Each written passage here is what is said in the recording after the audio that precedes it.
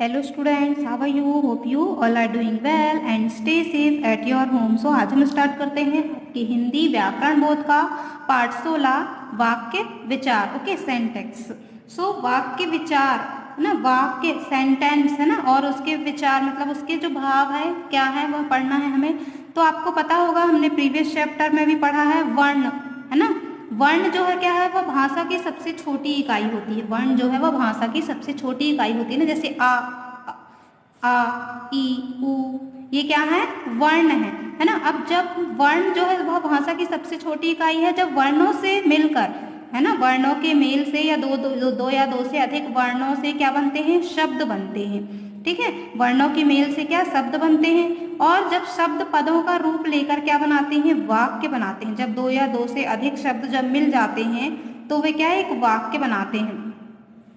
शब्द भाषा की अर्थवान स्वतंत्र इकाई है, और जब ये वाक्य में प्रयुक्त होते हैं तब पद का रूप ले लेते हैं। सार्थक शब्दों को व्यवस्थित क्रम से लिखने पर ही अर्थपूर्ण वाक्य बनते हैं, है ना। यदि हम शब्द तो हमने लिख लिए, बट शब्दों को यदि हम व्यवस्थित क्रम से उन्हें प्रॉपर तरीके से हम उसे व्यवस्थित करके हम नहीं राइट करेंगे तो वह वाक्य जो है अर्थपूर्ण नहीं होगा, है ना। फॉर एग्जाम्पल, जैसे मैं बोल रही हूँ कि मैं बाजार जा रही हूँ, तो यदि मैं बोलूँ कि मैं जा रही हूँ बाजार, तो ये क्या होगा, ये अर्थपूर्ण वाक्य नहीं होता, मतलब यह एक कंप्लीट सेंटेंस जो होगा वह नहीं होगा। इसलिए सार्थक शब्दों का जो है वह व्यवस्थित क्रम वही क्या कहलाता है, अर्थपूर्ण वाक्य कहलाता है। ठीक है, इसे पदक्रम कहा जाता है, मतलब पदों को जो है वह व्यवस्थित क्रम से लिखना।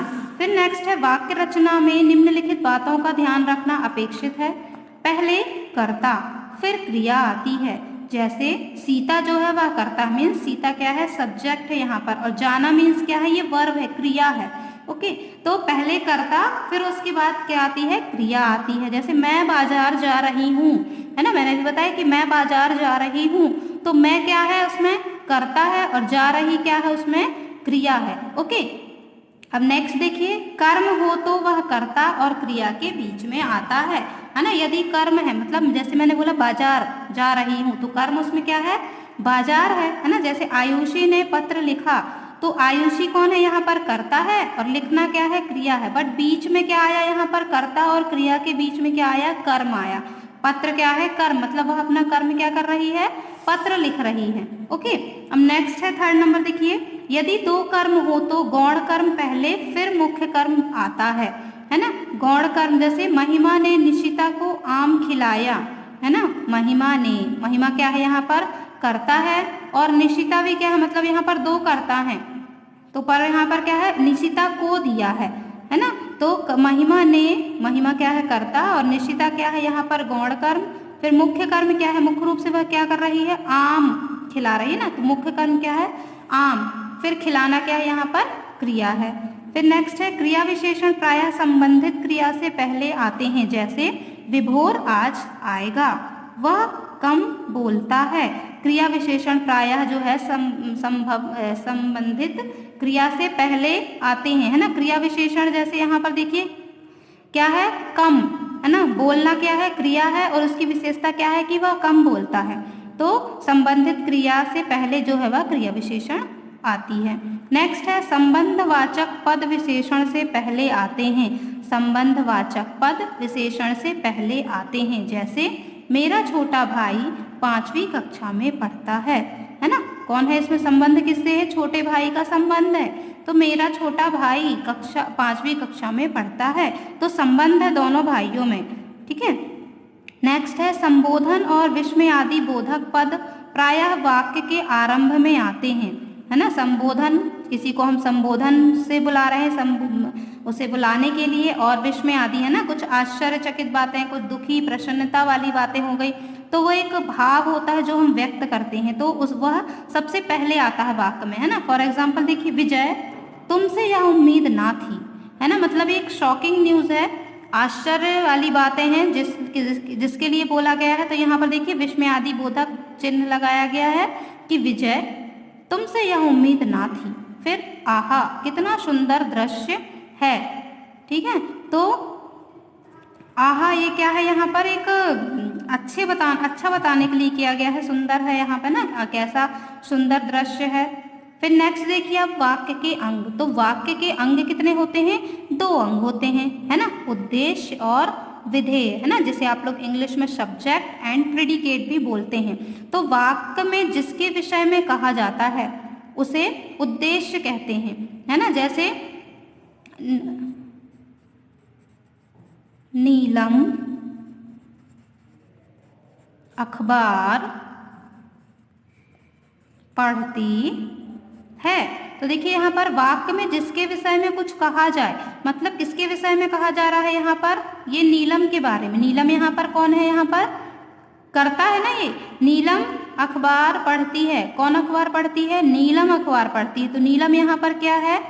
जिसके विषय में कुछ कहा जाए, है ना, जिसके विषय में कुछ कहा जाए, ठीक है। तो नीलम यहाँ पर है उद्देश्य। नेक्स्ट है उद्देश्य के विषय में जो कुछ कहा जाए। उद्देश्य के विषय में यहाँ कहा जा रहा है नीलम जो उद्देश्य है, तो नीलम क्या कर रही है? अखबार पढ़ रही है। तो उसके बारे में क्या बताया जा रहा है? कि वह अखबार पढ़ रही है। तो जो ये अखबार पढ़ती है यह क्या हो जाएगा यहाँ पर? विधेय। ओके, अब देखिए, पढ़िए और समझिए। हमारे दोस्तों ने मुंबई में समुद्र तट पर बहुत से लोगों को टहलते हुए देखा। अब यहाँ पर देखिए, हमारे दोस्तों ने, है ना, पहले वाक्य में जो ये दिया है हमारे दोस्तों ने, तो यह क्या है? उद्देश्य है। दोस्त क्या है यहाँ पर? उद्देश्य है। और हमारे मतलब क्या है? उसका विस्तार कर रहा, मतलब एक से ज्यादा दोस्त होंगे वहां पर, इसलिए हमारे दोस्तों ने। तो दोस्त यहाँ पर क्या है? उद्देश्य है। फिर है बहुत से लोगों को टहलते हुए देखा। तो यह क्या होगा यहाँ पर? विधेय होगा, क्योंकि यहाँ पर उद्देश्य के विषय में क्या कहा जा रहा है? उद्देश्य कौन है? दोस्त है।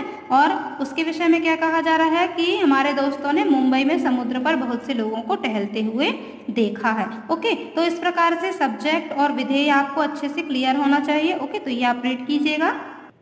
फिर नेक्स्ट है देखिए वाक्य के भेद। तो वाक्य के भेद जो है वह 3 प्रकार से वाक्य के जो भेद है वह 2 प्रकार से बताए गए हैं। पहला तो है रचना के आधार पर वाक्य के भेद, और दूसरा है अर्थ के आधार पर वाक्य के भेद। तो पहले हम पढ़ते हैं रचना के आधार पर वाक्य के भेद। तो रचना के आधार पर कितने भाग वाक्य के भेद होते हैं? तो 3 वाक्य के भेद होते हैं। पहला है साधारण वाक्य, संयुक्त वाक्य तथा मिश्रित वाक्य।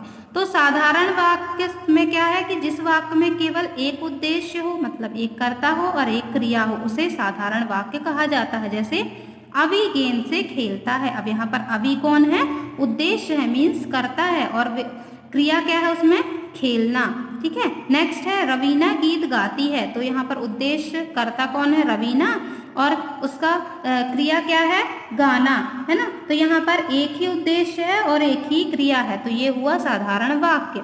नेक्स्ट है संयुक्त वाक्य। ठीक है। तो जब 2 या 2 से अधिक साधारण वाक्य समुच्चय बोधक, मतलब समुच्चय बोधक मतलब उनको जोड़ने का जो काम करता है, 2 शब्दों को, 2 वाक्यों को, यदि इनसे जुड़ जाते हैं तो वे संयुक्त वाक्य कहलाते हैं। जैसे फर्स्ट दिया है वर्षा हो रही थी इसलिए हम समय पर स्कूल नहीं पहुंच सके। अब यहाँ पर देखिए 2 वाक्य दिए गए हैं।